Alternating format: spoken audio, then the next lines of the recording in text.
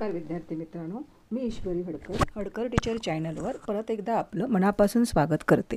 तर आपण काल मॅथ्स 1चा 2024चा पेपर स्टार्ट केलेला विथ सोल्युशन आणि इझी एक्सप्लेनेशन। तर आपण त्यातले काल किती क्वेश्चन पाहिलेले, तर क्वेश्चन नंबर 1 AB आणि क्वेश्चन नंबर 2 AB एवढे क्वेश्चन आपण काल बघितलेत। आता आपण त्याच्या पुढचे जे राहिलेले 3 क्वेश्चन आहेत, क्वेश्चन नंबर 3, 4 आणि 5 ते बघूया कसे काय आहेत आणि त्याचे ते प्रश्न सोडवायचा प्रयत्न करूया। पहिला प्रश्न आहे त्याने विचारलेला इथे क्वेश्चन नंबर 3 मध्ये 3A मध्ये complete the following activity and रीराईट it any one. म्हणजे 2 ॲक्टिव्हिटी देतात तुम्हाला आणि त्यातली एक ॲक्टिव्हिटी तुम्हाला सोडवायची असते आणि ह्या ॲक्टिव्हिटीला तुम्हाला 3 मार्क्स असतात। म्हणजे 6 टोटल बॉक्सेस असतात तुम्हाला फिल करायचे आणि प्रत्येक बॉक्सला प्रत्येकी अर्धा मार्क असतो। तर आता आपण बघूया की कशा प्रकारे प्रश्न विचारला आहे तो। ह्यामध्ये जो पहिला क्वेश्चन विचारला आहे क्वेश्चन नंबर 3A मध्ये तो आपण आता बघूया। The following frequency distribution table shows the classification of the number of vehicles and the volume of petrol filled in them. Complete the following activity to find the mode of the volume of petrol filled. मोडचा formula वापरून तुम्हाला दिलेल्या इन्फॉर्मेशनवरनं मोड काढायचा आहे। पण इथे activity दिली आहे म्हणजे फक्त आपल्याला जे बॉक्स आहेत तेवढेच फिल करायचे आहेत। क्लास आणि फ्रिक्वेन्सीमध्ये क्लासमध्ये दिले तुम्हाला पेट्रोल फील्ड इन लिटर्स आणि frequency number of vehicles. Class पहिला आहे 0.5 to 3.5 त्याची फ्रिक्वेन्सी आहे 33, 3.5 to 6.5 ह्याची फ्रिक्वेन्सी आहे 40, 6.5 to 9.5 frequency 27, 9.5 to 12.5 frequency 18, 12.5 to 15.5 frequency 12। तर ज्यावेळी ॲक्टिव्हिटी विचारतात त्यावेळी फक्त आपण जे ॲक्टिव्हिटीमध्ये जशा प्रकारे दिलं आहे त्याच प्रकारे सगळं लिहून घ्यायचं। त्यामध्ये आपले एक्स्ट्रा कॅल्क्युलेशन काहीही लिहायचं नसतं। आता फ्रॉम द गिवन टेबल इथून सुरुवात करायचं तुम्ही आन्सर लिहायला। मॉडेल क्लास काय आहे सांगा। जेव्हा आपण एखाद्या टेबलचा मोड काढतो त्यावेळी मॉडेल क्लास कुठला निवडतो, ज्याची फ्रिक्वेन्सी जास्त आहे तो जो पुरा क्लास आहे तो मॉडेल क्लास म्हणून आपण निवडतो। आता कोणाची फ्रिक्वेन्सी इथे जास्त आहे बघा, तर 3.5 to 6.5 ह्या क्लासची फ्रिक्वेन्सी 40 आहे आणि ही फ्रिक्वेन्सी आहे ती इतर फ्रिक्वेन्सीपेक्षा सगळ्यात जास्त आहे। मग हा जो तुमचा पुरा क्लास झाला तो मॉडेल क्लास झाला। त्याच्यानंतर काय फॉर्म्युला कसा लिहितो आपण, मॉडेल क्लास लिहूया आपण इथे। काय आहे त्याचा 3.5 to 6.5 हे तुम्हाला पूर्ण अशा प्रकारे ब्रॅकेटमध्ये लिहायचं आहे। त्यानंतर मोडचा फॉर्म्युला काय आहे, lower limit of model class म्हणजेच आपण लोअर लिमिटसाठी एल हे अल्फाबेट वापरतो plus F1 minus F0। F1 म्हणजे हे जे तुमचं मॉडेल क्लास आहे त्याचा अपर क्लासची फ्रिक्वेन्सी हा आहे, सॉरी F1 म्हणजे मॉडेल क्लासची फ्रिक्वेन्सी, F0 म्हणजे upper limit of the model class आणि F2 म्हणजे हा जो खाली आहे मॉडेल क्लासच्या बरोबर फ्रिक्वेन्सी त्याची फ्रिक्वेन्सी म्हणजे F2। अशा प्रकारे लिहून घ्या आणि आता आपण फॉर्म्युला बघूया। L plus F1 minus F0 upon 2F1 minus F0 आणि परत काय लिहायचं इथे F2 आणि मल्टिप्लाय बाय H म्हणजे जो तुमचा क्लास आहे त्यामध्ये कितीचा डिफरन्स आहे, म्हणजे 6.5 मायनस 3.5 केल्यावर आन्सर येतं H, म्हणजे ह्यामधला जो डिफरन्स आहे त्याला आपण H असं म्हणतो। नंतर मोड झाला आपला फॉर्म्युला लिहून। मग दिलेल्या ज्या व्हॅल्यू आहेत त्या नंतर तुम्हाला इथे पुट करायच्या आहेत, त्या ऑलरेडी त्यांनी दिल्या आहेत। त्या काय काय दिल्यात बघा, लोअर लिमिट आहे 3.5 गिवन आहे। त्याच्यानंतर F1 म्हणजे जो क्लास आहे त्याची फ्रिक्वेन्सी म्हणजे मॅक्झिमम जी फ्रिक्वेन्सी आहे ती किती आहे 40। F0 म्हणजे अप्पर फ्रिक्वेन्सी किती आहे 33, म्हणजे 40 minus 33 upon 2 multiply by 40 minus 33 हे आहे तसंच इथे आहे आणि मायनस 27 आणि मल्टिप्लाय बाय किती येणार इथे, ह्या दोघांमध्ये डिफरन्स किती आहे तर 3चा डिफरन्स आहे म्हणजे इथे 3 येणार। पुढे आता हे कॅल्क्युलेशन केल्यानंतर डायरेक्ट त्याने इथे आन्सर दिलं आहे 3.5 प्लस ह्या दोघांचं -7 आलं। त्याच्यानंतर 2 मल्टिप्लाय, कधी पण मल्टिप्लिकेशन आधी करायची असते, ज्यावेळी ॲडिशन सबट्रॅक्शन मल्टिप्लिकेशन डिव्हिजन एकत्र असतं त्यावेळी मल्टिप्लिकेशन डिव्हिजन आधी करून घ्यायची असते। म्हणूनच 2 मल्टिप्लाय बाय 40 किती आलं 80 आणि ह्या दोघांचं दोन्ही चिन्ह मायनस आहे म्हणून काय करून घेतलं आहे ॲडिशन, आणि जेव्हा दोन्ही चिन्ह निगेटिव्ह होतात त्यावेळी ॲडिशन होते आणि ॲडिशनला साईन मात्र निगेटिव्हच येतं. म्हणजेच काय झालं सांगा, ह्या बॉक्सचा आन्सर 7/80 - 60 मल्टिप्लाय बाय 3. अजूनही ब्रॅकेट सॉल्व्ह झालं नाही आहे ना, पण हे डायरेक्ट इथे त्याने आन्सर दिलं आहे. मग पहिली गोष्ट काय करावी लागणार इथे तुम्हाला, 7/80 - 60 किती, तर 20. हे रफमध्ये करायचं आणि 7/20 मल्टिप्लाय बाय 3 हे करून घेतल्यानंतर त्याला 3.5ने ॲडिशन करायचं, ॲड करायचं आणि मगच तुमचा इथे मोड मिळणार.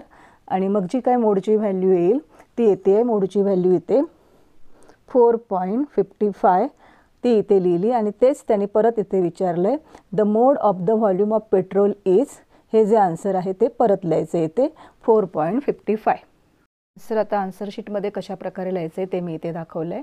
क्वेश्चन नंबर 3A त्यामधला क्वेश्चन नंबर 1 रोमन 1 दिला आहे आणि त्याच्यानंतर ही अशा प्रकारे ॲक्टिव्हिटी फिल करायची आहे तुम्हाला. जिथे जिथे तुमचे आन्सर्स आहेत त्याला बॉक्स घालायला विसरू नका. 4.55 आन्सर कसं आलं आहे हे तुम्हाला इथे जे त्यांनी स्टेप गायल्या आहेत त्या इथे मी तुम्हाला रफवर्क करून दाखवल्या आहेत. 3.5 + 7 मल्टिप्लाय बाय 80 - 60 केल्यावर 20 आलं आणि जो मल्टिप्लिकेशनला 3 आहे तो इथे घ्यायचा आणि त्याच्यानंतर 6 मल्टिप्लाय बाय 3 किती, तर 21/20. मग 21/20 ह्यांची जी डिव्हिजन आहे जे ज्यांना सहज जमते त्यांनी इथेच करायची, ज्यांना नाही समजत आहे त्यांनी साईडला अशा प्रकारे डिव्हिजन करून घ्या आणि डिव्हिजनचा आन्सर काय आलं आहे 1.05. आणि नंतर मग हे जे तुमचं आन्सर येईल ते 3.5 मध्ये ॲड केल्यावर तुम्हाला काय मिळणार आन्सर आहे तर 4.55. पुढची जी ॲक्टिव्हिटी आहे ती बघूया काय दिली आहे ती. The total value with GST of remote control toy car is ₹2360. The rate of GST is 18% on toys. Complete the following activity to find the taxable value for the toy car. हे तुमच्या lesson खालचाच question आहे, फक्त इथे तुम्हाला activity म्हणून दिलं आहे. Total value with GST म्हणजे काय, ज्यामध्ये GST ऑलरेडी इन्क्लूड केलेला आहे त्याला म्हणतो आपण टोटल व्हॅल्यू. आणि टॅक्सेबल व्हॅल्यू म्हणजे काय, ज्यावरती अजूनही GST इन्क्लूड केलेलं नाही आहे, इन्क्लूड करायचं आहे अशी व्हॅल्यू म्हणजे काय टॅक्सेबल व्हॅल्यू. म्हणजे ह्या टोटल व्हॅल्यूमधनं तुम्हाला GST कॅन्सल करून जो काही राहतो आहे ती व्हॅल्यू तुम्हाला काढायची आहे, टॅक्सेबल व्हॅल्यू तुम्हाला काढायची आहे. Total value for a toy car with GST is ₹2360. हे जे तुम्हाला दिलेलं आहे पहिलं वाक्य गिवन ते आहे तसं लिहिलं आहे. नंतर आणखी काय इन्फॉर्मेशन दिली आहे तर म्हणजे हे जर तुम्हाला सोडवायला आलं तर कशा प्रकारे सोडवायचं हे सांगते. ॲक्टिव्हिटीमध्ये तुम्हाला आहे तसंच लिहायचं आहे. GST is 18%. Let the taxable value of toy car be ₹X. आपल्याला काय काढायचं आहे, फाइंड टॅक्सेबल व्हॅल्यू. जे आपल्याला काढायचं आहे ते माहीत नाही आहे त्याला आपण काय करतो, कुठलं तरी अल्फाबेट सपोज करतो. तर इथे कुठलं अल्फाबेट सपोज केलं आहे की ₹X. मग GSTचा फॉर्म्युला काय आहे, GST जर आपल्याला अमाऊंटमध्ये काढायचं असेल तर rate of GST multiply by काय करतो आपण टॅक्सेबल व्हॅल्यू. मग GST इज इक्वल टू, आता GSTचा रेट किती दिला 18%. म्हणजेच काय झालं 18/100 मल्टिप्लाय बाय टॅक्सेबल व्हॅल्यूला काय सपोज केलं आहे आपण तर X. म्हणजे अशा प्रकारे आपण व्हॅल्यू पुट करून दिलं की 18/100 मल्टिप्लाय बाय X. म्हणजेच काय झालं GST 18x/100. पुढे टॅक्सेबल व्हॅल्यू फॉर टॉय कारचा फॉर्म्युला काय आहे सांगा. Taxable value of a toy car is equal to, taxable value नाही, total value for a toy car is equal to taxable value for toy car plus काय असणार GSTची amount. म्हणजे हे taxable value आणि GSTची अमाऊंट मिळून तुमचं काय बनलेली असते एखाद्या वस्तूची टोटल व्हॅल्यू. म्हणजे इथे काय लिहायचं आहे तुम्हाला ह्या बॉक्समध्ये तर GST असं लिहायचं आहे. पुढे बघा, therefore taxable value total value आपल्याला ऑलरेडी माहिती आहे काय दिली आहे त्यांनी 2360 इज इक्वल टू, पुढे काय लिहायचं टॅक्सेबल व्हॅल्यूला आपण काय सपोज केलं आहे तर X इथे म्हटलं आहे ना, मग इथे X लिहायचा आणि प्लस आता आपला GST काय आहे इथे अमाऊंटमध्ये फॉर्म्युला इथे, कारण Xची व्हॅल्यू माहिती नाही म्हणजे इथे जसं दिलं आहे तसंच तुम्हाला इथे लिहायला पाहिजे 18/100 मल्टिप्लाय बाय X. पुढे बघा आता देअरफॉर 2360 इज इक्वल टू, इथे काय येणार सांगा आता इथे आता प्लस साइन आहे, म्हणजेच ह्याची आणि ह्याची ॲडिशन होणार आणि ॲडिशन होणार फ्रॅक्शनमध्ये ॲडिशन करताना कधी पण डिनॉमिनेटर आपल्याला सेम करावे लागतात.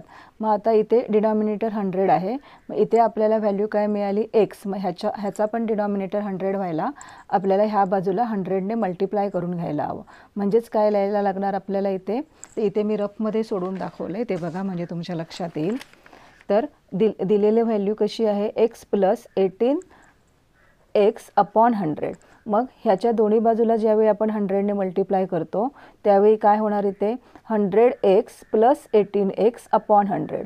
म्हणजेच आपण ॲडिशन करताना फक्त कोणाचा विचार करतो, न्यूमिनेटरचा. डिनॉमिनेटर आपण कॉमन घेतो दोघांचाही. म्हणजेच काय होणार इथे 100x + 18x अपॉन 100 आणि 100x + 18x किती झाले तर 118x अपॉन 100. इथे डायरेक्ट आपल्याला आन्सर लिहायचं आहे की 118 आणि x इथे त्यांनी सेपरेट दिला आहे. पुढे 2360 हा जो इथे डिव्हिजनला आहे त्याची साईड चेंज होऊन तो मल्टिप्लिकेशनला गेला आहे. म्हणजेच multiply by 100 is equal to ह्या साईडला काय राहिलं फक्त इथे जे आपण 118 आणि हा मल्टिप्लाय बाय x. पुढे आपल्याला व्हॅल्यू फक्त कशाची काढायची आहे तर xची. मग x बरोबर हा 118 कशासाठी आहे तर मल्टिप्लिकेशनसाठी आहे ना. मग तो त्या बाजूला त्याची जागा चेंज केली की तो कशाला जाणार डिव्हिजनला जाणार. म्हणजे इथे परत तुम्हाला काय लिहायचं आहे 118 आणि नंतर हे कॅल्क्युलेशन तुम्ही ज्यावेळी करणार त्यावेळी तुम्हाला taxable value for the toy car is मिळणार. ही पण तुम्हाला कॅल्क्युलेशन दाखवते मी कशा प्रकारे केलं आहे ते. आधी ह्या दोघांची ॲडिशन मल्टिप्लिकेशन करून घ्यायचीच. म्हणजेच हे जे 2 0 आहेत ते डायरेक्ट ह्याच्याबरोबर लिहिले, कारण 1 आहे. 1 बरोबर कोणत्याही नंबरची मल्टिप्लिकेशन केली तर हा नंबर आहे तोच येणार ह्या बाजूचा. त्यामुळे हे जे 2 0 आहेत ते फक्त इथे वाढवले. म्हणजे हा जो नंबर आहे तो 236000 अपॉन 118 अशा प्रकारे आला. मग ह्यांची डिव्हिजन मी साईडला करून दाखवली आहे. त्या प्रकारे डिव्हिजन केल्यानंतर तुमचं फायनल आन्सर काय मिळतं 2000. म्हणजेच टॉय कारची किंमत किती झाली तर ₹2000. मध्ये लिहिताना इथे क्वेश्चन नंबर 3 रोमन 2 आणि नंतर ती पूर्ण ॲक्टिव्हिटी आणि जिथे जिथे तुम्हाला ॲक्टिव्हिटीचे आन्सर्स लिहायचे आहेत तिथे बॉक्स काढून ही ॲक्टिव्हिटी पूर्ण करायची आहे.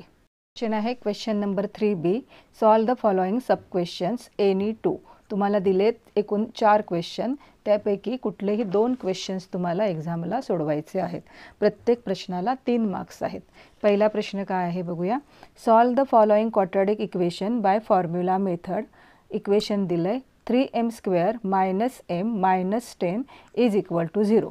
फॉर्म्युला मेथडने सोडवताना आपण पहिल्यांदा काय करतो दिलेले जे इक्वेशन आहे ते स्टँडर्ड फॉर्मशी कंपेअर करतो आणि ABCच्या व्हॅल्यू काढून घेऊन नंतर b² - 4ac हा फॉर्म्युला वापरून b² - 4ac याची व्हॅल्यू काढून घेतो आणि नंतर जो काय फॉर्म्युला मेथडचा आपला फॉर्म्युला आहे तो आपण वापरतो. आता मी इथे सोडवलं आहे ते कशा प्रकारे आहे ते बघूया.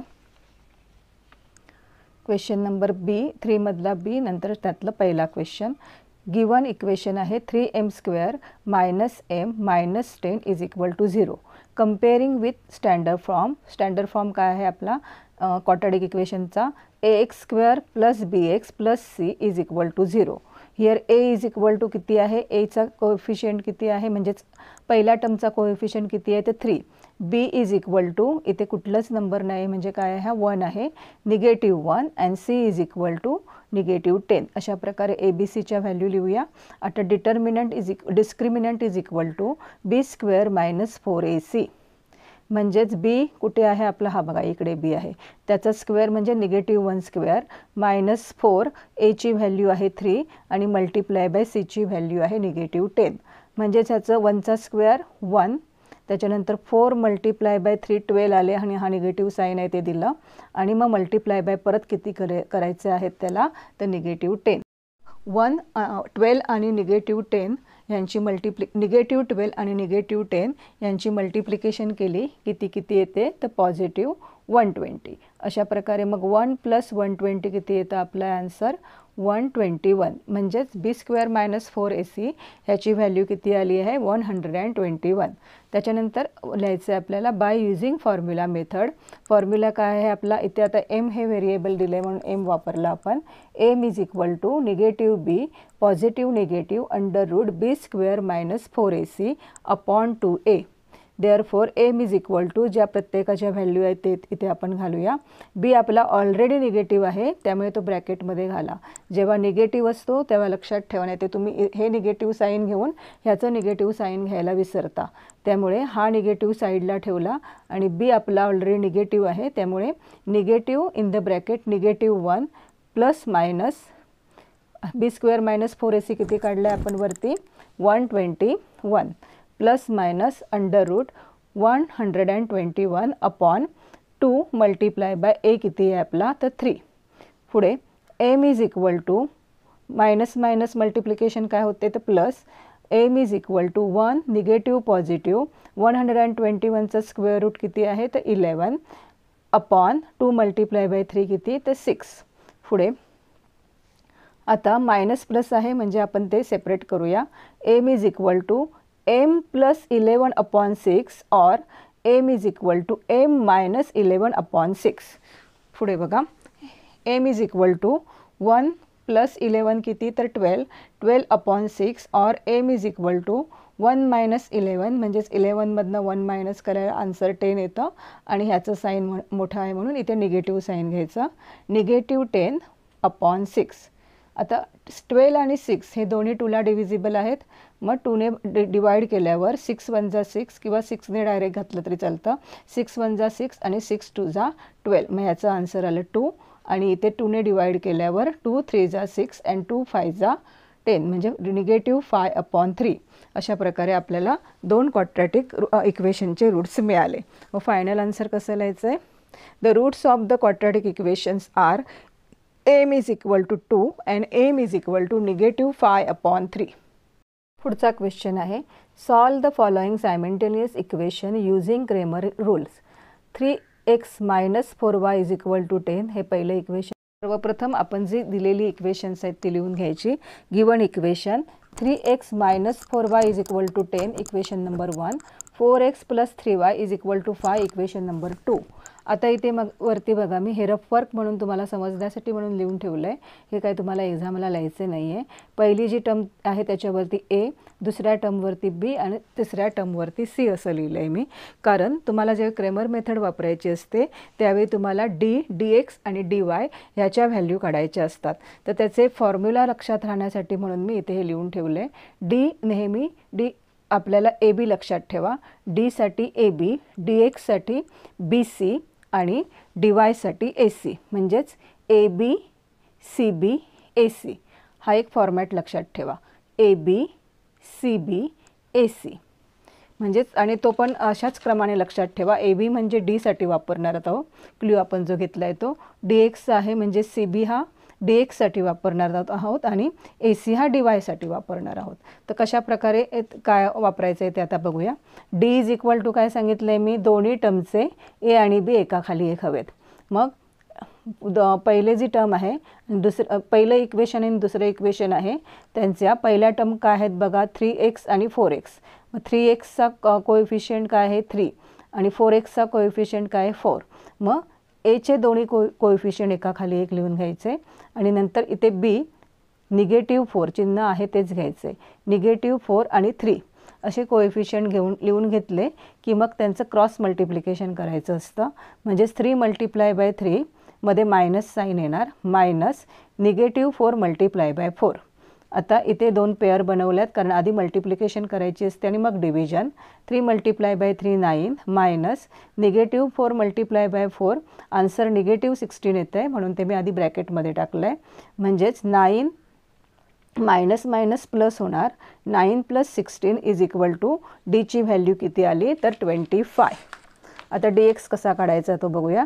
dx साठी काय सांगितलं आहे क्ल्यू मी तुम्हाला cb म्हणजे cg ची व्हॅल्यू आहे 10 आणि 5 फर्स्ट इक्वेशन आणि दुसरी इक्वेशनची मिळून ते एका खाली एक लिहायची आणि बीची काय आहे -4 आणि 3 आणि नंतर मग ह्यांचं क्रॉस मल्टिप्लिकेशन करायचं. 10 × 3 मायनस -4 × 5 10 × 30 मायनस ह्या दोघांचं मायनस करून आन्सर एक साईन मायनस आहे म्हणजे मल्टिप्लिकेशन मायनस येणार. -4 × 5 -20 म्हणजेच निगेटिव्ह परत पॉझिटिव्ह झालं. 30 + 20 = 50. अशा प्रकारे आपण dx पण काढून घेतला. आता dy कसा करायचा तो बघूया. dy साठी क्ल्यू काय दिला आहे तुम्हाला मी AC म्हणजे a चे कोएफिशियंट 3 आणि 4 लिहून घेतलेत आणि c च्या साईडला 10 आणि 5 परत क्रॉस मल्टिप्लिकेशन केली. 3 × 5 मायनस 10 × 4 मग 3 × 5 किती येणार तर 15 आणि 10 × 4 किती येणार तर 40 म्हणजेच 15 - 40 होत नाहीत म्हणून 40 - 15 केलं की आन्सर मिळणार तुम्हाला 25. परत एकदा 40चं साईन मोठं आहे म्हणून ह्याला साईन येणार निगेटिव्ह म्हणजेच आन्सर काय मिळालं तुम्हाला डीवायचं तर -25. आता क्रेमर मेथडचे फॉर्म्युला आपल्याला वापरायचे आहेत. पहिला फॉर्म्युला काय आहे x ची व्हॅल्यू काढण्यासाठी x = dx/d. dx किती काढलं आहे आपण 50 आणि d किती आहे 25 म्हणजेच 50/25 25 × 1 = 25 25 × 2 = 50 म्हणजे याचा आन्सर किती मिळालं आपल्या x ची व्हॅल्यू किती मिळाली 2. आता y चा फॉर्म्युला काय आहे dy/d. dy किती मिळाला आपल्याला 25 आणि d किती काढले आहे आपल्याकडे 25 म्हणजेच -25/25 25 1 = 25 25 1 = 25 आणि -1 निगेटिव्ह इथे शिल्लक राहणार इथे त्यामुळे -1 हे yचं व्हॅल्यू येणार. अशा प्रकारे फायनल आन्सर लिहायला विसरू नका कारण ह्याला हाफ मार्क असतो. x, y = in the bracket 2, -21 -1 is the solution of the given simultaneous equation. आता इथे नेहमी x आणि y क्रमानेच इथे त्यांच्या व्हॅल्यू लिहायचं. x पहिला घेतलाय मग x ची व्हॅल्यू y नंतर आहे त्याच्यानंतर y ची व्हॅल्यू. अशा प्रकारे हे आपण गणित सोडवू शकतो. नंबरला कुठलं गणित आहे बघूया आता.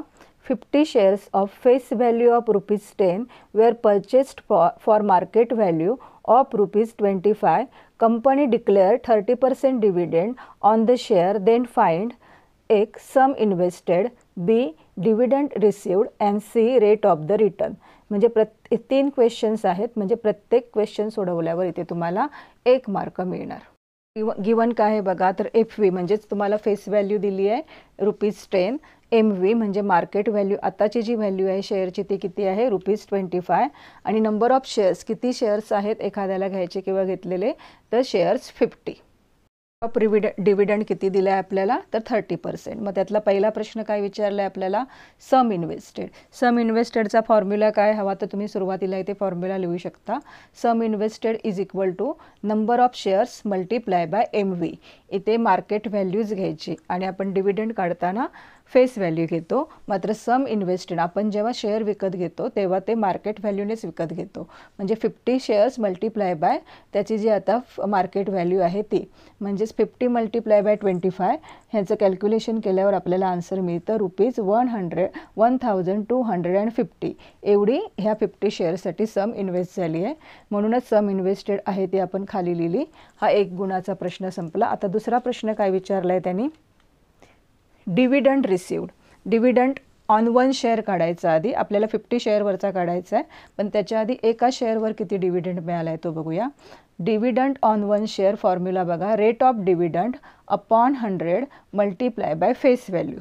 हे फॉर्म्युला इकडे कुठेतरी नोंद करून ठेवा कारण मग ते तुम्हाला पाठ करायला सोपे जातील.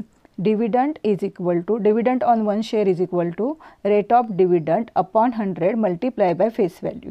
आता मगाशीच बोलली ना तुम्हाला मी ज्यावेळी आपण शेअर विकत घेतो तेव्हा तो मार्केट व्हॅल्यूवर घेतो आणि जेव्हा डिव्हिडंड आपल्याला मिळतो त्या शेअरवरती तो फेस व्हॅल्यूवरती मिळतो. मग रेट ऑफ डिव्हिडंड किती दिला आहे त्याने तर 30%. 30% म्हणजेच काय तर 30/100 × फेस व्हॅल्यू किती दिलेली आहे ₹10. मग हे कॅल्क्युलेशन केल्यावर तुम्हाला डिव्हिडंड एका शेअरवर किती मिळतो आहे तर ₹3. मग एका शेअरवरचा ₹3 आहे, मग 50 शेअरवरचा कसा काढणार? तर total dividend is equal to number of shares multiply by dividend. Total number of shares किती आहेत आपले? 50. मग 50 multiply by 30 is equal to ₹150. एवढा आपल्याला 50 शेअरवरती डिव्हिडंड मिळणार 50 शेअरवरती. आणि तिसरा क्वेश्चन काय आहे त्याच्यामध्ये? Rate of return. Rate of रिटर्नचा फॉर्म्युला काय आहे? Dividend upon sum invested multiply by 100. मग डिव्हिडंड किती मिळालं आहे आपल्याला? तर 150 अपॉन सम इन्व्हेस्टेड. आपण सम किती इन्व्हेस्ट केली आहे? तर 1250 मल्टिप्लाय बाय 100. हे जेव्हाही आपण सोडवू त्यावेळी आपल्याला रेट ऑफ रिटर्न मिळणार. रेट ऑफ रिटर्न म्हणजे पर्सेंटेजमध्ये आपल्याला रिटर्न काढायचं आहे. रेट ऑफ रिटर्न बघा, मग कॅल्क्युलेशन केल्यावर 1500 अपॉन 125 हे कॅल्क्युलेशन केल्यावर आन्सर येते तुमचं 12%. नंबर 3B मध्ये जो पुढचा क्वेश्चन आहे तो आहे 1 coin and 1 die thrown simultaneously, find a probability of the following event. Probability काढायची आहे. मग आधी तुम्हाला सॅम्पल स्पेस काढावं लागणार, मग इव्हेंट ए काय आहे तो लिहावा लागणार, मग त्याचा NA, मग तुम्हाला प्रॉबॅबिलिटीचा फॉर्म्युला लिहून प्रॉबॅबिलिटी काढावी लागेल. आता पहिले इव्हेंट काय दिली आहे? To get a head and a prime number. Event B काय आहे? To get a tail and a odd number. Number 4 answer कसं लिहायचं? 1 coin and 1 die are thrown simultaneously. Sample स्पेसला तुम्हाला 1 कॉईनवरती काय काय असतं? तर हेड आणि एका साईडला टेल, आणि डायवरती 1 to 6 नंबर, म्हणजे एका हेडबरोबर 1 2 3 4 5 6 असे नंबर येणार, आणि 1 कॉईन आहे म्हणजे परत एका टेलबरोबर 1 2 3 4 5 6 असे परत 6 नंबर येणार डायचे, आणि हे आपण कर्ली ब्रॅकेट कंप्लीट करायचं आहे. म्हणजेच टोटल सॅम्पल स्पेस किती आहेत 1 कॉईन आणि 1 डायचे? तर 12 आहेत. हे झाल्यावर इव्हेंट ए लिहायचा आपण. काय दिला आहे तो? To get a head and a prime number. एका बाजूला हेड हवा आहे आणि त्याच्याबरोबर काय हवं आहे? म्हणजेच कॉईनमध्ये तुम्हाला हेड हवा आहे आणि डायमध्ये तुम्हाला प्राईम नंबर हवा आहे. अशा पॉसिबिलिटीज कुठल्या कुठल्या आहेत त्या बघा. हेड हेड हेड हे 3 झाले, आणि प्राईम नंबर दिलेल्या ह्याच्यामध्ये कुठले आहेत? तर 2 3 आणि 5 हे एवढेच प्राईम नंबर आहेत. म्हणजेच तुम्हाला एकूण NA किती मिळाले? तर 3 मिळाले. आणि त्याच्यानंतर मग PA चा फॉर्म्युला काय आहे? Probability of A, event A, NA upon NS. मग 3/12, 3 1 जा 3, 3 4 जा 12. अशा प्रकारे प्रॉबॅबिलिटी ऑफ इव्हेंट ए तुम्हाला किती मिळणार आहे? तर 1/4. अशा प्रकारे फायनल आन्सर लिहायचं. तुम्हाला to get a tail and odd number. मग event B is equal to tail बरोबर ऑड नंबर आहे 1, टेल बरोबर दुसरा ऑड नंबर आहे 3, आणि तिसरा ऑड नंबर आहे 5. म्हणजे एकूण जे डायवरती 6 नंबर आहेत त्यापैकी ऑड नंबर 1 3 and 5 अशा प्रकारेच आहेत. म्हणजेच तुमचं नंबर ऑफ बी किती झालं? तर 3, आणि probability of B is equal to NB upon NS, आणि मग probability of B is equal to 3 upon तुमचा NS किती आला आहे? 12. म्हणजेच 3 1 जा 3, 3 2 जा 3 4 जा 12. म्हणजेच प्रॉबॅबिलिटी ऑफ बी किती येणार तुमची? तर 1/4. तर question number 4, solve the following sub questions any 2. हे थोडेसे हार्ड लेवलचे असतात, पण बऱ्याच वेळा लेसन खालचेच विचारतात. तुमचे जे प्रॉब्लेम सेट आहेत किंवा तुम्हाला वर्ड प्रॉब्लेम आहेत थोडीशी हार्ड लेवल असलेली विचारतात, किंवा तुमच्या नॉलेजवर त्या तुमच्या चॅप्टर्सशी डिपेंडेड थोडे बाहेरून पण क्वेश्चन विचारतात. तर पहिला क्वेश्चन काय आहे बघूया. A tank can be filled up by 2 taps in 6 hours. The smaller cap alone takes 5 hours more than the bigger tap alone. Find the time required by each tap to fill the tank separately. Problem कधी कधी आपल्याला समजत नाहीत काय आहेत ते, म्हणून एकदा नुसतं वाचून घ्यायचं आणि नंतर परत एक एक वाक्य रिपीट करून बघूया. आता आपण tank can be filled up by 2 taps in 6 hours.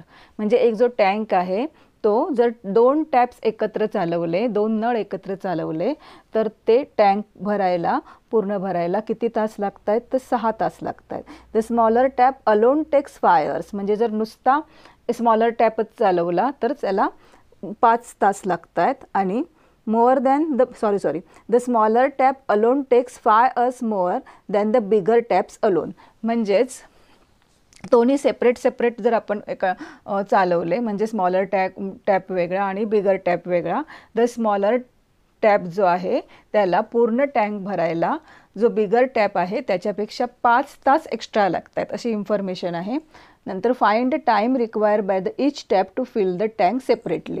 म्हणजे एकत्ररित्या दोन्ही टॅप जर वापरले तर 6 तास लागतात, पण आपण जर सेपरेटली वापरले तर किती तास लागतील असा हा क्वेश्चन आहे. मग let the bigger tap alone fill tank in 6 hours. म्हणजे आपल्याला माहिती नाही ना किती तासात भरेल, मग त्याला कुठला तरी आपण अल्फाबेट सपोज करतो. Let the bigger tap alone fill the tank in X hours. आणि ह्याला X hours लागत आहेत कुठल्याला तर बिगर टॅपला. तर दिलेल्या कंडिशननुसार त्याच्यानुसार 5 तास जास्त कोणाला लागत आहेत तर स्मॉलर टॅपला. The smaller tap alone fill the tank in X + 5 hours. म्हणजे ह्याच्यापेक्षा 5 तास जास्त. पुढे बघा. In 1 hour, bigger tap will fill 1/x part of the tank and the smaller tap will fill 1/x + 5 part of the tank.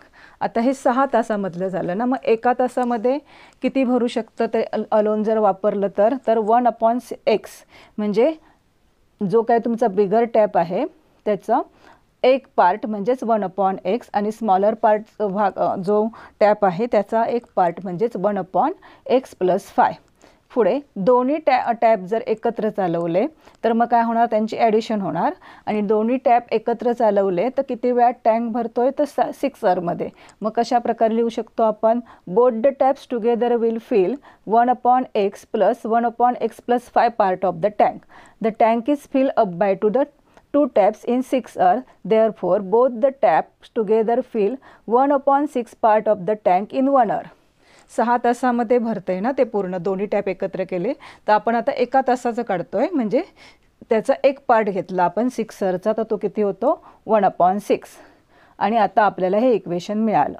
काय मिळाले बघा, 1/x + 1/x + 5 = 1/6.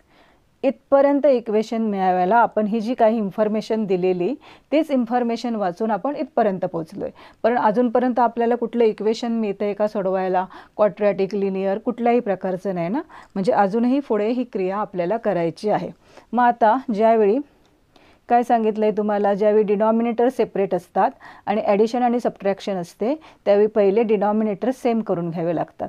म्हणजे आता हा जो x + 5 आहे तो ह्या बाजूला मल्टिप्लाय होणार बोथ द साईड आणि हा जो x आहे तो ह्या बाजूला मल्टिप्लाय होणार बोथ द साईड. म्हणजेच काय होणार इथे x + 5 × 1 x + 5च राहणार आणि x × 1 x राहणार. आणि डिनॉमिनेटरची मल्टिप्लिकेशन कॉमन घेतो ती मी डायरेक्ट इथे घेतली आहे. तर x × x + 5 = 1/6. आता x + x किती झाले 2x. 2x + 5 upon x × x x², x × 5 5x = 1/6. त्यानंतर बघा पुढे ज्यावेळी तुम्हाला इक्वल टू साईडने दोन फ्रॅक्शन्स साईडला असतात त्यावेळी आपण त्याचं क्रॉस मल्टिप्लिकेशन करतो. म्हणजेच 6 × 2x/5 होणार, 2x + 5 होणार = ह्याला 1 मल्टिप्लाय आहे ना क्रॉसमध्ये. मग इथे फक्त काय राहणार तर x + 5x x² + 5x. मग 6 × 2x 12x, 6 × 5 30 आणि ह्याचं काही कॅल्क्युलेशन ऑलरेडी आहे तसंच राहणार. त्याच्यानंतर मग आपण काय करूया, आता x² आहे म्हणजे हे क्वाड्रॅटिक इक्वेशन मिळते असं आपल्याला वाटतं आहे. मग ही जी साईड आहे ते मी आहे तशी घेतली, ह्यामध्ये कुठलेच चेंज केले नाही आहेत. x² + 5x आणि ह्याची साईन मी चेंज करणार कारण ही साईड आहे तशी ठेवून ह्याची साईड मी चेंज केली आहे म्हणून. मग -12x आणि हा जो पॉझिटिव्ह आहे तो काय होणार -30 = 0. मग आता x² आहे का कुठे अजून तर नाही आहे. मग 5x आणि 5x यांचे व्हेरिएबल्स कॉमन आहेत म्हणजे आपण ह्यांचं कॅल्क्युलेशन करू शकतो. मग 12मधनं 5 मायनस केलं की 7 आन्सर येतं आणि ह्याचं साईन मोठं आहे त्याच्यामुळे ते निगेटिव्ह साईन येणार. म्हणजेच पुढची स्टेप काय आली x² - 7x - 30 = 0. आता आपल्याला हे क्वाड्रॅटिक इक्वेशन मिळालं. इथून पुढे तुम्हाला माहिती आहे की कसं सोडवायचं आहे ते. म्हणजे इथपर्यंत स्टेप समजून घेणं खूप महत्त्वाचं आहे, तरच तुम्हाला पुढचं क्वाड्रॅटिक इक्वेशन एक्झामला सोडवायला येणार. पुढे काय करतो आपण क्वाड्रॅटिक इक्वेशनमध्ये एवढी आपल्याला ॲडिशन हवी असते, फॅक्टरायझेशन मेथडने सोडवलं तर, आणि एवढ्या नंबर एवढी आपल्याला काय हवी असते तर मल्टिप्लिकेशन हवी असते. तर ते दोन नंबर कुठले आहेत, -10 आणि 3. -10 आणि 3 ह्याची ॲडिशन -7 येते आणि मल्टिप्लिकेशन -30 येते. मग ते आपण -7च्या जागी दोन्ही नंबर लिहून घेतले. नंतर त्याच्या दोन पेअर बनवल्या. हे ऑलरेडी मी तुम्हाला एका गणितात समजावले. पेअर बनवल्यानंतर कॉमन जे आहेत एका पेअरमध्ये ते बाहेर केले. एक्स दोन्हीकडे आहे तो बाहेर घेतला आणि ह्यातला एक्स इथे येणार आणि -10 राहणार, कारण हा ऑलरेडी हा एक्स इथे गेला. हा जो आहे तसा इथे लिहून घेतला. इथे 3 एक्स्ट्रा आहे तो +3 इथे लावला आणि मग जे कॉमन पेअर आहे त्याचं एक ब्रॅकेट बनवलं आणि बाहेरच्या बाजूने जे आहेत x + 3 त्याचं एक ब्रॅकेट बनवलं. त्याच्यानंतर म्हणजेच काय, 0 कोणाची व्हॅल्यू आहे तर x - 10 और x + 3. म्हणजेच एक्सची व्हॅल्यू इथे किती आली 10, किंवा एक्सची व्हॅल्यू किती आली ह्या बाजूला गेल्यावर -3. बट आता हा आपल्याला टाईम काढायचा आहे ना, किती वेळ लागणार. एक्सची व्हॅल्यू म्हणजेच काय, बिगर टॅप किती वेळात, फक्त आपण बिगर टॅप वापरला तर टँक किती वेळात भरणार. मग x = 10 हे करेक्ट आहे, पण x = -3 हे रॉंग आहे, कारण time cannot be, but the time cannot be negative. कारण टाईम काय कधीही निगेटिव्ह नसतो. त्यामुळे x = -3 आपण हे एक्सेप्ट करू शकत नाही, म्हणून ते अनएक्सेप्टेबल असं लिहून ठेवायचं. पुढे therefore x = 10 and x + 5 = 10 + 5 = 15. The bigger tap alone fills the tank in 10 hours and the smaller tank alone fills the tank in 15 hours. Question आहे, the following table shows the classification of percentage of marks of students and the number of students. Draw frequency polygon from the table without drawing histogram. जे histogram न काढता तुम्हाला direct frequency polygon इथे काढायचा आहे. त्याच्यासाठी त्यांनी इन्फॉर्मेशन काय दिली आहे बघा. Result in percentage number of students 20 to 40 मध्ये या पर्सेंटेजमध्ये किती स्टुडंट आहेत तर 25. 40 to 60 65 स्टुडंट. 60 to 80 स्टुडंट आणि 80 to 100 15 स्टुडंट. क्वेश्चन कसं लिहायचं ते बघा. क्वेश्चन नंबर 4 लिहायचा आणि नंतर 2 solution. To draw the frequency polygon, we take 2 more classes, the class preceding the first class and the class succeeding to the last class, each with frequency 0. The table to draw the frequency polygon is as follows. म्हणजेच काय तर तुम्हाला दिलंय कुठून 20 to 40 to 80 to 100 पर्यंत percentage दिलेत ना, परंतु फ्रिक्वेन्सी पॉलिगॉन हा नेहमी तुमच्या एक्स एक्सिसला टच केलेला असतो. त्यामुळे 0 हा तुम्हाला एक एक्स्ट्रा वाढवावाच लागतो, एक्स ह्या साईडला आणि एक ह्या साईडला. आता तो कसं ते बघूया आपण. आता पहिला जर कोऑर्डिनेट जर 0 घेतला तर ह्यामध्ये कितीचा गॅप आहे तर 20चा गॅप आहे. म्हणजे हा जो 20 नंबर आहे तो इथे येणार. म्हणजेच ही फ्रिक्वेन्सी आहे ती आपण स्वतः घ्यायची आहे. जो काय डिफरन्स असेल तो पकडून, म्हणजे 0 आणि 20 हा पहिला पर्सेंटेज घेतला आपण आणि शेवटी ही आहेत 100, तो पण परत 20ने वाढवायचा. म्हणजे शेवटचा फ्रिक्वेन्सी काय झाली तुमची, क्लास रिझल्ट काय झाला तुमचा, सॉरी फ्रिक्वेन्सी नाही, क्लास काय झाला तुमचा 100 to 120. तर आपल्याला क्लास मार्क काढावा लागतो आणि इथे क्लास जे तुम्हाला दिलं आहे एक्झाममध्ये तोच आहे हा सगळा ह्या बाजूचा कॉलम, आणि ह्या बाजूचा पूर्ण कॉलम आहे तो फ्रिक्वेन्सी. हा पण तुम्हाला ऑलरेडी एक्झामला दिलेला आहे. एक्स्ट्रा आपण कुठले वाढवलेत 2 क्लास मार्क आणि कोऑर्डिनेट्स ऑफ द पॉईंट्स, हे 2 एक्स्ट्रा आपल्याला स्वतःला करायचे आहेत. तर आता 0 आणि 20 हा आपण स्वतः घेतला आहे. त्याचा क्लास मार्क कसा काढतात, कधी पण क्लास मार्क काढताना ह्या दोघांची ॲडिशन अपॉन 2 करायचं. म्हणजेच 0 + 20 अपॉन 2 म्हणजेच ह्याचा क्लास मार्क किती आला 10. 20 + 40 म्हणजे 60 अपॉन 2 म्हणजेच हाफ त्याचा किती आला 30. नंतर ह्याचा प्रकार अशा प्रकारे ह्यांचे ॲडिशन अपॉन 2 केल्यावर अशा प्रकारे तुम्हाला क्लास मार्क मिळतो. किंवा तुम्ही जरी पहिले 2 क्लास मार्क काढलेत आणि त्यामध्ये किती गॅप आहे तो पुढे फॉलो केलात तरी चालतो. आता 10 आणि 20 मध्ये कितीचा गॅप आहे 30 मध्ये तर 20चा. मग ह्याच्यानंतर 20च्या गॅपने पुढचे नंबर लिहायचे.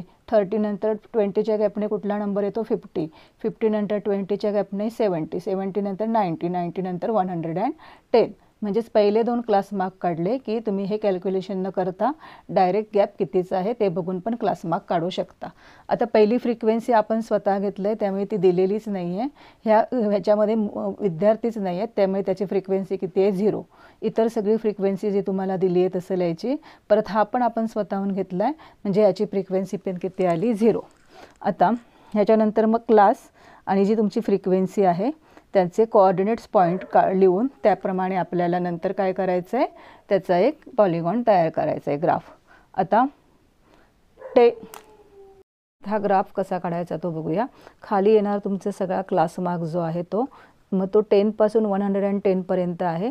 मग ह्या प्रकारे स्केल कसं घेतलं आहे on X axis 1 centimetre is equal to 100% म्हणजे एका सेंटीमीटरवर 100%, दुसऱ्यावरती 100 अशा प्रकारे 10%, मग 10, 20, 30, 40, 50, 60, 70, 80, 90, 20, 90, 100 and 110 अशा प्रकारे स्केल घेतलेला आहे. आणि इथे नंबर ऑफ स्टुडंट्सचं स्केल घेतलं आहे. प्रत्येक सेंटीमीटरवरती 10 स्टुडंट वाढत गेलेत म्हणजे Y axis is equal to 1 centimetre is equal to 10 student. आणि नंतर मग आपण जे वरचे कोऑर्डिनेट आहेत ते इथे घेत जायचं.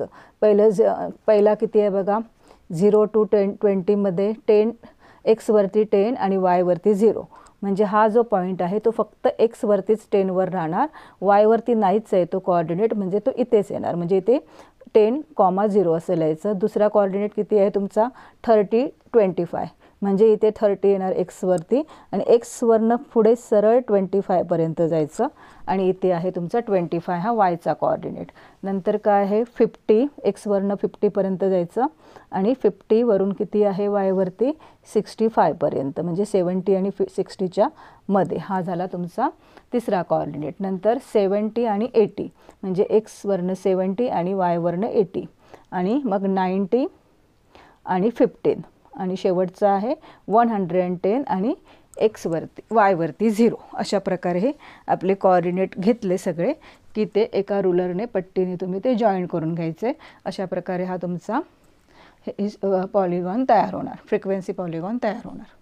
मधला लास्ट क्वेश्चन विचारला आहे. इन अ महिला बचत गट Kavita invested ₹20 on the first day of month, ₹40 on the second day of second day and ₹60 on the third day.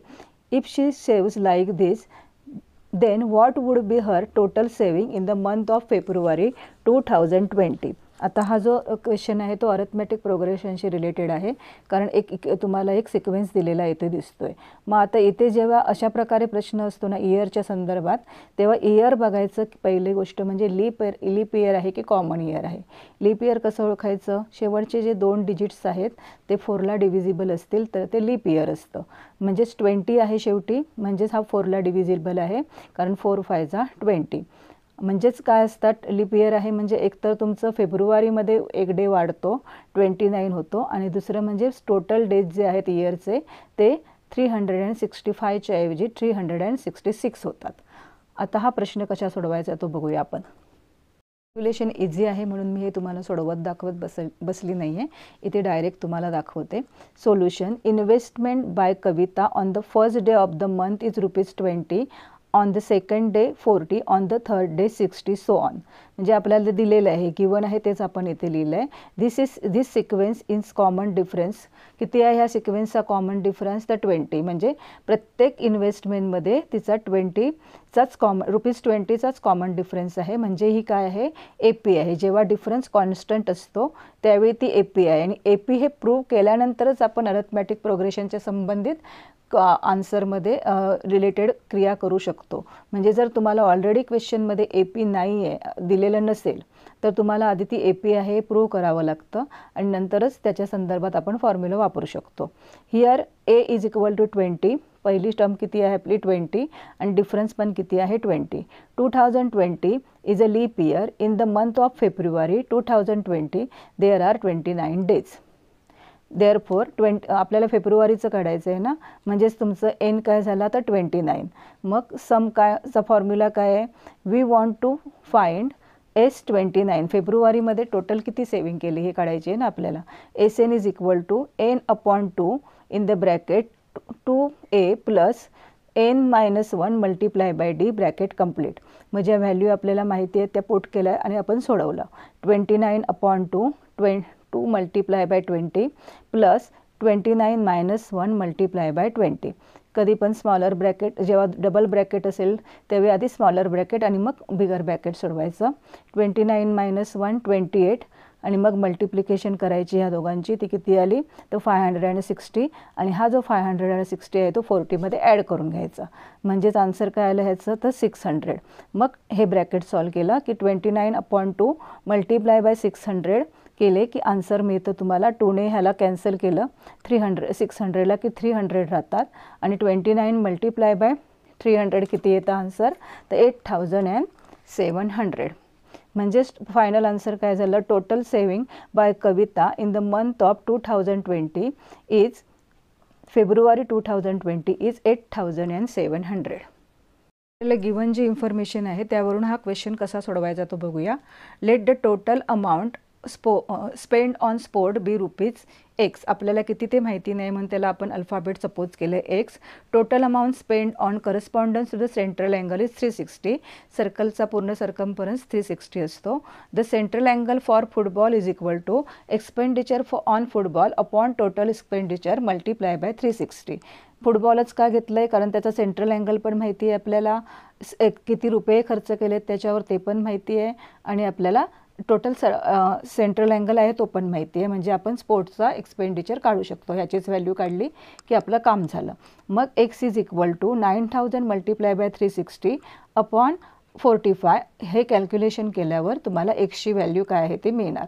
म्हणजेच total amount spend of sport किती मिळाली 72,000. अशा प्रकारे हे एक आन्सर झालं. ह्याला तुम्हाला 1.5 मार्क मिळणार. आणि दुसरा जो क्वेश्चन आहे तो काय आहे, the central angle for cricket is equal to 160. Central angle कशाचा दिला आहे, क्रिकेटचा दिला आहे तुम्हाला आणि विचारलं आहे काय तुम्हाला त्याच्यावरती आधारित क्वेश्चन एक्सपेंडिचर ऑन क्रिकेटवरती टोटल किती खर्च झाला. मग central angle for cricket is equal to expenditure on cricket upon total expenditure multiply by 360. Central angle आहे आपला 160, एक्सपेंडिचर काढायचं आहे. टोटल एक्सपेंडिचर आत्ताच आपण स्पोर्टवरचा काढला आहे आणि आपल्याला टोटल सेंट्रल अँगल किती आहे तो माहिती आहे. मग expenditure on cricket is equal to हा जो इथे डिव्हिजनला होता तो इथे मल्टिप्लिकेशनला येणार. म्हणजेच काय होणार त्याचं 72,000 मल्टिप्लाय बाय 160 हा मल्टिप्लिकेशनचा इथे डिव्हिजनला जाणार, जागा चेंज झाल्यात म्हणून. आणि हे ज्यावेळी आपण सोडवणार त्यावेळी त्याचा आन्सर मिळतं आहे 32,000. म्हणजेच टोटल स्पेंड अमाऊंट किती झाली क्रिकेटवरती तर 32,000. आणि मग त्याचं जे फायनल आन्सर आहे ते मात्र खाली लिहायला अजिबात विसरू नका. अशा प्रकारे असा क्वेश्चन आहे त्याच्यावरचा तो आपण बघूया काय आहे तो. Draw the graph of the equation x + y is equal to 4 and answer the following question. Which type of triangle is form by the line with x and y axis based on its side. दुसरा आहे find the area of triangle. हा जो question आहे ना same अशा प्रकारचा question तुम्हाला 9th स्टँडर्डमध्ये स्टॅटिस्टिकमध्ये झालेला आहे. त्यामुळे तो जर लक्षात असेल एखाद्याच्या तर हा क्वेश्चन तो सहज सोडवू शकतो. पण आता आपण बघूया की हा क्वेश्चन आपल्याला कसा सोडवता येईल. मध्ये आपल्याला इक्वेशन काय दिलं आहे त्यांनी तर x + y is equal to 4. मग आपण एक्सच्या कुठल्या पण स्वतः व्हॅल्यू सपोज करायच्या सोप्या आणि त्यावरनं वायच्या व्हॅल्यू काढायच्या. आता समजा मी ह्याने जे घेतल्यात त्याच मी इथे घेते. एक्सची व्हॅल्यू स्वतः सपोज केलेल्या आहेत त्याने -1 0 2 आणि 4 आणि त्यावरनं ह्या इक्वेशनमध्ये एक्सची व्हॅल्यू घालून आपण वायची व्हॅल्यू काढली. आपण हे सगळं पहिल्या लेसनमध्ये 1.2मध्ये ऑलरेडी पाहिलं आहे कसं सोडवतात ते. मग आता जर मी एक्सची व्हॅल्यू -1 घेतली तर वायची कशी काढायची ती बघूया. आता आपल्याला वायची व्हॅल्यू काढायची आहे ना. मग हा जो आहे एक्स तो आपण हा पॉझिटिव्ह आहे तो त्या साईडला नेला की तो निगेटिव्ह होणार. म्हणजेच y is equal to 4 - x. मग -1 एक्स ह्याची जर व्हॅल्यू घेतली तर निगेटिव्ह काय होणार हा +1 होणार आणि वायची व्हॅल्यू येणार 5. त्याच्यानंतर जर 0 घेतली तर नुसता 4 राहणार आणि वायची व्हॅल्यू येणार 4. मग एक्सची व्हॅल्यू जर 2 घेतली तर 4 - 2 येणार आणि एक्सची व्हॅल्यू जर आपण 4 घेतली तर 4 - 4 0. अशा प्रकारे एक्स आणि वायचे कोऑर्डिनेट्स आपण येथे लिहून घ्यायचे आणि नंतर ग्राफ पेपरवरती ते कोऑर्डिनेट आपण एक्स आणि वायचे जसे जसे पॉईंट येतील तसे लिहिले की आपल्याला एक अशी लाईन मिळते आणि ह्या लाईनमुळे एक ट्रायंगल तयार होतोय. आता क्वेश्चन कसा विचारलेला पहिला आपल्याला त्यांनी की जो कुठल्या प्रकारचा डायग्राम तयार होतोय तो सांगा. क्वेश्चन कुठे आहे तो बघूया एक मिनिट परत एकदा. Which type of triangle is formed by the line x and y axis based on this its sides. म्हणजे आता आपण x 0 -1 आणि फाय. -1 कुठे आहे बघा इथे आहे. -1 आणि फाय हा जर -1 एक मिनिट -1 आणि फाय हा पॉईंट इथे मिळतोय. त्याच्यानंतर दुसरा 0 आणि 4. 0 आणि 4 हा पॉईंट इथे मिळतोय आपल्याला. 2 and 2 इथे मिळतोय आणि 4 and 0 म्हणजे इथेच मिळतोय. आणि ही लाईन जोडल्यावर आपल्याला एक डायग्राम तयार मिळतो, एक शेप मिळतोय. तो कुठला आहे बघा. हा इथून इथपर्यंत 0 to 4 आहे आणि इथून इथे पण 0 to 4 आहे. आणि ही लाईन हा एक ट्रायंगल तयार होतोय. आणि तो ट्रायंगल कशा प्रकारचा ट्रायंगल आहे तर आयसोसेलेस ट्रायंगल. रिझन काय, ही पण 4 आहे साईड आणि ही पण 4 साईड आहे. दोन साईड जेव्हा समान असतात तेव्हा तो आयसोसेलेस ट्रायंगल असतो. म्हणजेच पहिल्याचा आन्सर कसं लिहू शकतो आपण. Triangle AOB is formed by the line with x and y axis. Triangle AOB is isosceles triangle. Reason काय आहे. AO is equal to 4 unit and OB is equal to 4 units. अशा प्रकारे पहिला क्वेश्चन सोडवू शकतो. आणि दुसरा त्याने सांगितलं काय की जो ट्रायंगल आपल्याला मिळाला आहे त्याचा एरिया काढा. मग ट्रायंगलचा एरियाचा फॉर्म्युला काय आहे 1/2 इंटू बेस इंटू हाईट. मग 1/2 बेस पण 4 आहे आणि हाईट पण 4 आहे. म्हणजे 4 × 4 म्हणजेच 2 1 जा 2 2 2 जा 4 म्हणजेच 2 × 4 किती येतं 8. आणि एरियाचं युनिट हे नेहमी स्क्वेअरमध्येच लिहितात. म्हणजेच इथे आन्सर काय आलं तुमचं 8 स्क्वेअर युनिट. अशा प्रकारे दोन आन्सर्स काय मिळाले तुम्हाला. The triangle form in an isosceles triangle आणि the area of the triangle is 8 square unit. अशा प्रकारे आपण 2 पार्टमध्ये हा 2024चा क्वेश्चन पेपर बोर्डचा कंप्लीट केला आहे व्यवस्थितरित्या. तो तुम्ही एकदा व्यवस्थित समजून घ्या. आणि पुढच्या पार्टमध्ये पुढच्या लेक्चरमध्ये आपण मॅथ्स 2चा 2024चा पेपर कशा प्रकारे सोडवायचा तो बघूया. धन्यवाद. चॅनलला सबस्क्राईब करायला विसरू नका. कमेंट करा, लाईक करा आणि इतरांपर्यंत पण हे व्हिडिओज पोचवा जेणेकरून त्यांनाही सोप्या पद्धतीने मॅथ्सचा पेपर कसा सोडवायचा ते समजेल. धन्यवाद. रिव्हिजन करत राहा.